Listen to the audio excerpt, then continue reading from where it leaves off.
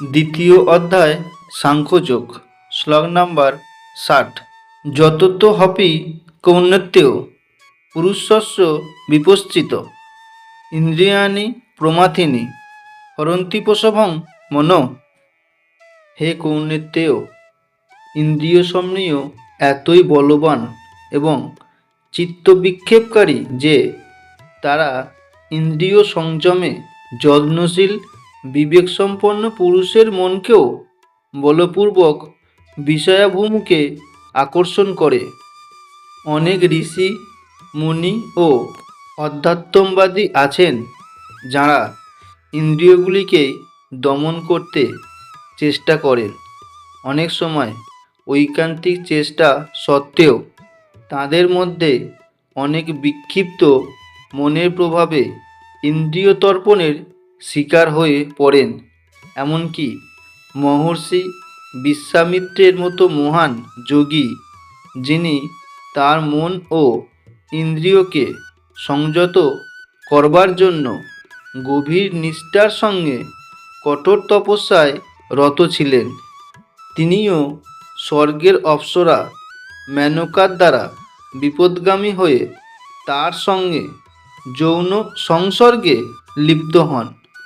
পৃথিবীর ইতিহাসে এই রকম অনেক ঘটনার উল্লেখ পাওয়া যায়। তাই পূর্ণরূপেই কৃষ্ণভক্তিপরায়ণ না হতে পারলে মন ও ইন্দ্রিয়কে সংযত করা অত্যন্ত কঠিন। মনকেই শ্রীকৃষ্ণে নিয়োজিত না করা পর্যন্ত কেউই এই প্রকার জাগতিক কার্যকলাপ থেকে বিরত হতে পারে না। একটি কার্যকারী উদাহরণ প্রদান করার মাধ্যমে মহাসাধক ও ভগবদ্ভক্ত শ্রী যামুনাচার্য বলেছেন, যখন থেকেই আমার মন ভগবান শ্রীকৃষ্ণের চরণাবিন্দের সেবায় নিয়োজিত হয়েছে এবং আমি প্রতিনিয়তই নব নব অপ্রাকৃত রসের আস্বাদন করছি, তখন থেকেই কোনো স্ত্রীলোকের সঙ্গে দৈহিক সম্পর্কের কথা মনে হলেই আমার মন বৃতৃষ্ণায় ভরে ওঠে এবং আমি সেই চিন্তার উদ্দেশ্যে ধূৎকার করি।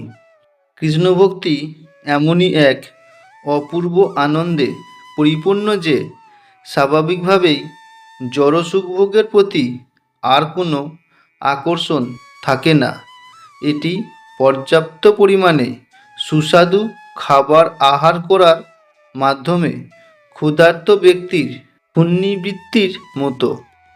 মহারাজ অম্বরীশও মহাতেজস্বী মুনি দুর্বাসাকে জয় করতে সমর্থ হয়েছিলেন, কেননা তার মন কেবল কৃষ্ণ ভাবনাতেই মগ্ন ছিল।